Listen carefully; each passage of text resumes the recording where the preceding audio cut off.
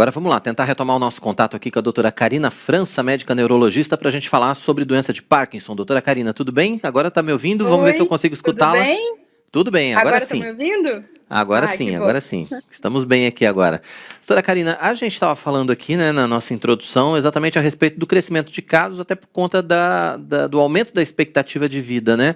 Mas eu queria que a gente começasse com a senhora explicando para a gente como é que funciona a doença de Parkinson. Ela é hereditária, ela é adquirida, enfim. Muitas pessoas têm muitas dúvidas em relação a isso e muito medo também, evidentemente, dessa doença. Bom, você falou muito bem na introdução, então a doença de Parkinson, ela é uma doença principalmente por diminuição na produção de um neurotransmissor chamado dopamina, que tem muitas funções no nosso cérebro. A doença de Parkinson, na grande maioria dos pacientes, ela não é genética, ela é esporádica, ela acontece, a gente nem sabe direito exatamente por quê. Existe uma porcentagem pequena dos pacientes com doença de Parkinson, cerca de 15%, que de fato tem uma doença de uma forma genética, mas isso realmente é a minoria dos casos. E na doença de Parkinson, o que acontece é que começa uma neurodegeneração, ou seja, uma degeneração de uma parte bem específica do cérebro, que é a parte que produz a dopamina no nosso cérebro. Então, com o passar do tempo, lembrando que a doença de Parkinson é progressiva, mas ela é lentamente progressiva. Então, ao longo de meses, ao longo de anos, os pacientes vão produzindo dentro dos seus cérebros cada vez menos dopamina e, com isso, os sintomas vão aparecendo e os sintomas vão evoluindo no decorrer da doença. Então, assim, existe alguma forma de prevenção quando a gente fala em doença de Parkinson, doutora? 100% não, mas a gente já sabe que existem várias medidas que diminuem a chance da pessoa desenvolver a doença de Parkinson. Então, se a pessoa se esforçar logo desde o início, desde a idade jovem, e começar a fazer essas medidas, a chance dela ter doença de Parkinson depois de alguns anos é menor do que aquelas pessoas que não fazem. A medida que mais tem evidência de prevenção de doença de Parkinson é exatamente exercício físico. E aí você me pergunta, mas qual é o melhor exercício físico? Tanto faz. Contanto que o exercício físico siga alguns princípios gerais. Ele deve ser frequente, quanto maior a frequência, maior a proteção que ele dá para a pessoa. Então, 7 vezes por semana é melhor que 5, que é melhor que 3, que é melhor que 1, que é melhor que nenhuma. Esse exercício físico, ele precisa ser intenso. A pessoa precisa sair do exercício cansada, elevar a frequência cardíaca durante o exercício, suar durante o exercício. Ele precisa ser intenso. E, claro, ele precisa ser seguro. Não adianta a pessoa fazer um exercício sem segurança, ter alguma lesão articular e ortopédica e depois ter que ficar um tempão de repouso para recuperar. Aí realmente não adianta. Então, o exercício físico realmente é o que a gente tem mais evidência. Outras coisas que a gente tem evidência são alimentos ricos em uma substância chamada flavonoide ou flavonoides. Esses alimentos, se a gente for olhar, nada mais são do que aquela dieta saudável que vocês estavam conversando agora há pouco. Então, são vegetais, folha escura, frutas, por exemplo, maçã, mirtilo, jabuticaba, que é principalmente a casca da jabuticaba. Então, uma alimentação saudável também diminui a chance da pessoa ter doença de Parkinson. Outra coisa é consumo de café. Curiosamente, café protege contra o desenvolvimento da doença de Parkinson.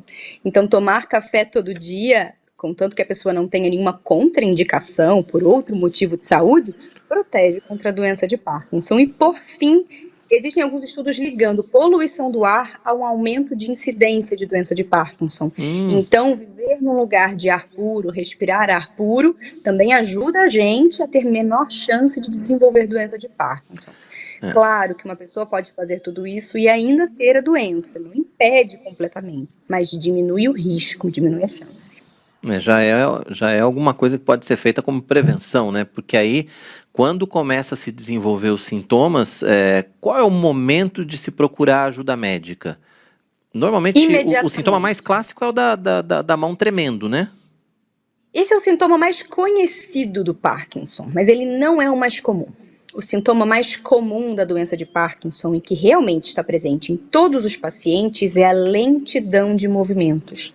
E essa lentidão de movimentos pode ser vista em vários aspectos da vida. Pode ser visto, por exemplo, na lentidão na hora que for digitar no computador ou na hora de escrever uma mensagem de texto, que a mão, os pacientes às vezes falam que a mão parece que está fraca, mas não é fraca. Quando a gente testa a força está boa, mas a mão fica com movimentos mais lentos. Ou então, quando o paciente vai escrever, a letra vai ficando menorzinha, porque os movimentos eles são menos abundantes, eles são menos amplos. Ou então, quando o paciente anda, ele pode ficar com passos curtos e os braços podem não ter aquele balanço natural que eles têm normalmente em pessoas que não têm doença de Parkinson. Então, a lentidão de movimentos que é vista na doença de Parkinson pode se manifestar em vários aspectos da vida do paciente. E é importante dizer que nem todo paciente com Parkinson treme. Tremor é um sintoma da doença de Parkinson, principalmente o tremor em repouso, que é esse tremor quando a mão está repousada em algum lugar e o paciente está distraído, por exemplo, vendo TV com a mão no colo. O tremor da doença de Parkinson, ele dificilmente vai afetar o movimento, só em estágios mais graves em alguns pacientes. Então, quando o paciente vai, por exemplo, pegar uma xícara de café, levar uma colher à boca, é comum que o tremor até suma, mesmo naqueles que têm sintoma.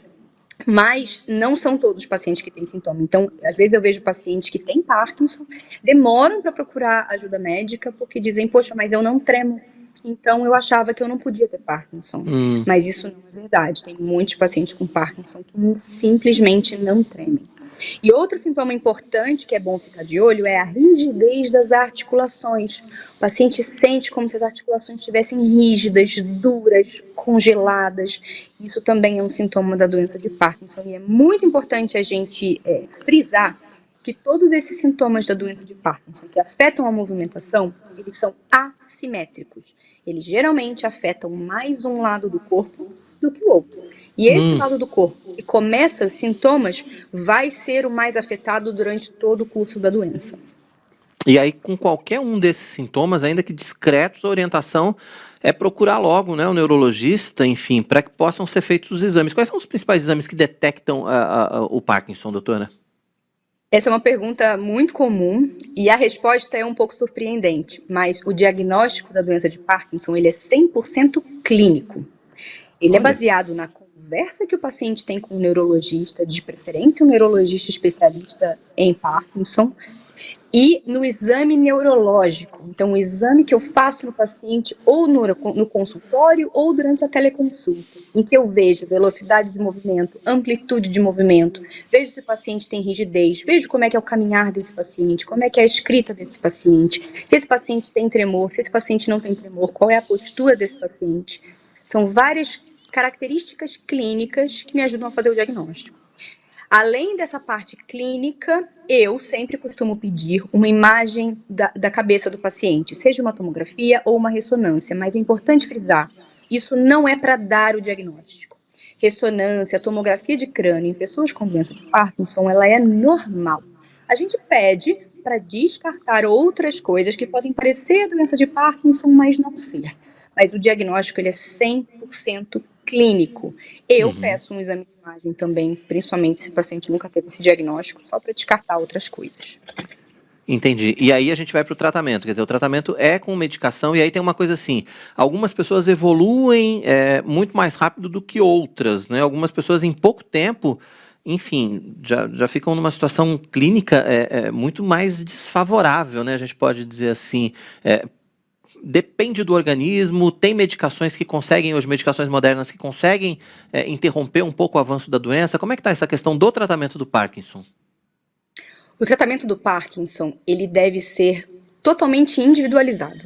Não existe receita de bolo e cada paciente deve ser avaliado de acordo com as suas queixas, as suas limitações, para aí sim a gente propor um tratamento que é exclusivo para aquele paciente. Não adianta se uma pessoa conhece outra com doença de Parkinson e falar, olha, essa pessoa toma o remédio desse jeito, esse tal remédio, fica bem, logo eu vou tomar igual e vou ficar bem também. Isso não funciona para a doença de Parkinson, porque hoje o que a gente chama de doença de Parkinson, cada vez mais a gente acredita que é um grande guarda-chuva de várias doenças que hoje em dia a gente ainda não consegue diferenciar uma da outra, e a gente chama tudo de doença de Parkinson. Mas a gente hoje já tem alguns fatores que a gente chama de bom prognóstico, ou seja, aquele paciente que provavelmente vai ter uma doença de evolução mais lenta, e aqueles fatores de mau prognóstico, ou seja, aqueles pacientes que a doença vai evoluir um pouco mais rápido. Pacientes que têm a forma tremulante da doença de Parkinson, ou seja, que tem tremor, e que o tremor costuma ser o sintoma que mais incomoda, eles geralmente evoluem melhor em relação a outros sintomas da doença de Parkinson. As pacientes que começam a doença de Parkinson mais jovens, existe uma entidade que a gente chama de Parkinson precoce, que é quando a doença começa antes dos 50 anos de idade. Esses pacientes, apesar de eles terem algumas complicações em relação à movimentação, eles vão evoluir melhor ao longo dos anos do que os pacientes que já começam a doença numa idade mais idosa, com 70, 80 anos de idade. Mas a gente ainda precisa estudar muito bem como esses pacientes se comportam. Em relação à medicação, o tratamento hoje, ele visa primariamente, majoritariamente, repor aquela dopamina dentro do cérebro do paciente que ele deveria estar produzindo e não está. Muito semelhantemente, por exemplo, ao tratamento de uma pessoa que tem diabetes e precisa tomar insulina. Claro, que guardadas as devidas proporções, mas a ideia é a mesma. Atualmente, não existe nenhuma medicação que seja neuroprotetora, que evite que a doença progrida. Mas a gente já sabe que pacientes que são tratados de forma correta, principalmente com neurologista especialista, desde o início, eles tendem a ter uma evolução mais favorável do que aqueles pacientes que demoram para começar o tratamento, começam o tratamento e tomam as medicações de forma incorreta. Esses pacientes vão ter mais problemas no futuro. Então, um diagnóstico o mais cedo possível, o tratamento o mais cedo possível, na nossa experiência, é benéfico para o paciente, embora não seja capaz de frear a evolução da doença. Entendi. E do ponto de vista de evolução de tratamento, tanto por medicamento ou por outras terapias, doutora, o que há de mais moderno? Porque tem algumas notícias têm saído aí, né, na mídia a respeito do tratamento do Parkinson, muito se fala a respeito disso. O que tem de efetivo aí em andamento para, de repente, não sei se a cura, mas para que o processo da doença seja interrompido? Eu acho que tem que falar muito mesmo sobre doença de Parkinson, porque é uma doença que acomete muitas pessoas no mundo inteiro, que prejudica a qualidade de vida de muita gente. Hoje em dia, tratamento efetivo, o mais novo que a gente tem para a doença de Parkinson é a cirurgia de DBS. A cirurgia de DBS, ou de estimulação cerebral profunda, é uma cirurgia que ela é indicada pelo neurologista, feita pelo neurocirurgião, com acompanhamento do neurologista depois, em que é colocado um chip no cérebro do paciente. Esse chip é bem pequenininho, ele tem de 7 a 10 milímetros de tamanho, ele é bem fininho, como se fosse um canudinho pequenininho. Ele é colocado numa região específica do cérebro do paciente e é conectado por um fio. Esse fio sai do cérebro do paciente, passa por baixo da pele, aqui por trás da orelha, mas tudo por baixo da pele, não dá para ver o fio em momento nenhum. E é conectado a uma bateria, que fica também embaixo da pele, aqui nessa região do tórax do paciente, como se fosse um marcapasso cardíaco. Por isso que muitas pessoas chamam também essa cirurgia de marcapasso cerebral. Essa cirurgia sozinha não faz nada, mas a regulagem correta do aparelho, feita pelo neurologista especialista, ela consegue melhorar muitos sintomas da doença de Parkinson. O sintoma que disparadamente mais melhora é o tremor, mas rigidez e lentidão de movimentos e alguns dos sintomas que a gente chama de não motores, ou seja, que não afetam diretamente a movimentação do paciente, como dor, dificuldade de ir ao banheiro, ansiedade, depressão, também temos dados que melhoram com a cirurgia. Mas é importante frisar que a cirurgia de DBS, ela não é indicada para todas as pessoas que têm doença de Parkinson. É importante seguir os critérios de indicação corretamente, porque senão o paciente se submete a uma cirurgia invasiva, e claro, tem potenciais riscos, como todo e qualquer tratamento, até de pirona tem seus riscos em potencial. Se ele não for beneficiado por essa cirurgia, não adianta muita coisa. Por isso que a avaliação por um neurologista especialista é muito importante. Eu vejo muitos pacientes que já procuram direto o neurocirurgião, falando que querem a cirurgia, já recebem o aparelho, e aí depois vem, poxa, mas eu não melhorei tanto quanto eu achei. Porque talvez ainda não era a hora da cirurgia. Então, no seu caso, a cirurgia não seria benéfica. Então, uma avaliação pré-operatória é extremamente importante. Eu tenho acompanhado as notícias que têm saído na mídia em relação à cura da doença de Parkinson, e realmente é uma situação que me deixa muito angustiada, pela forma como está sendo divulgado, porque existem alguns tratamentos que não têm nenhuma evidência em ser humano. E quando eu quero dizer evidência, eu digo de estudo clínico mesmo. Qualquer coisa que a gente proponha para um paciente precisa ser passado por estudos clínicos para ver eficácia e segurança, porque é um dos mandamentos da medicina, né? Primeiro, eu não posso fazer mal para o meu paciente. Primeira coisa que eu tenho que fazer. Então, eu preciso de estudos de segurança antes de qualquer coisa. E não existe nenhum tratamento que comprovadamente cure a doença de Parkinson. O que existem são relatos de caso. E relatos de caso, infelizmente, não comprovam eficácia de tratamento, porque na doença de Parkinson existe um efeito placebo que já é comprovadamente de 30%. Então, se eu faço qualquer tratamento com um paciente com Parkinson e ele melhora, pode ser efeito placebo. Eu preciso fazer um estudo controlado para saber se aquilo é um efeito do tratamento ou se é o efeito placebo, que claramente não vai curar a doença. Então, hoje em dia, a gente não tem nenhum tratamento que comprovadamente cure a doença, mas o que está sendo gasto, investido para pesquisa de futuros tratamentos é uma coisa enorme.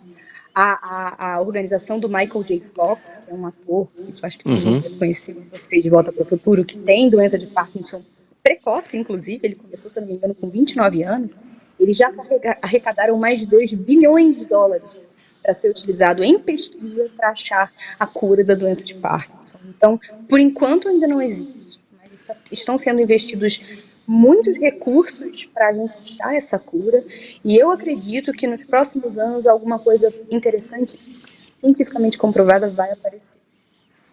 Esperamos que sim, né, doutora? Doutora, eu queria agradecer sua participação com a gente aqui no nosso Notícias do Bem, pela entrevista, pelos esclarecimentos, mas eu queria que a senhora deixasse também aí seus contatos, né? Quem quiser conhecer mais do seu trabalho, quem quiser falar um pouco mais também a respeito, né, de doença de Parkinson, enfim, como é que a gente consegue contato com você? Eu tenho um site que é o www.neurologiasaopaulo, tudo junto, sem o tio.com.br. E também tem meu Instagram, que é o @doutora.carinafranca, porque o França não tem cedilha, né? Lembrando que o meu Carina é com C e não é com K. Se achar procurando em Carina com K, não vão achar. Bom, e vai então, ser um prazer responder mais dúvidas, desculpa. Tá bom, tanto no site como no Instagram, então, a gente consegue informações e consegue contato contigo, então. Sim. Tá, vamos só repetir, então. O site é www.neurologiasaopaulo, só que sem o tio.com.br, e o Instagram é o @doutora.dra, né? Carina com C, Franca. Tá certo. Doutora, obrigado mais uma vez pela sua participação com a gente aqui no Notícias do Bem. Foi um prazer. Conversa, foi um prazer recebê-la aqui. Boa semana. Obrigada Volte pelo convite. sempre, viu? Muito obrigada. Boa semana a todo mundo. Tchau, tchau.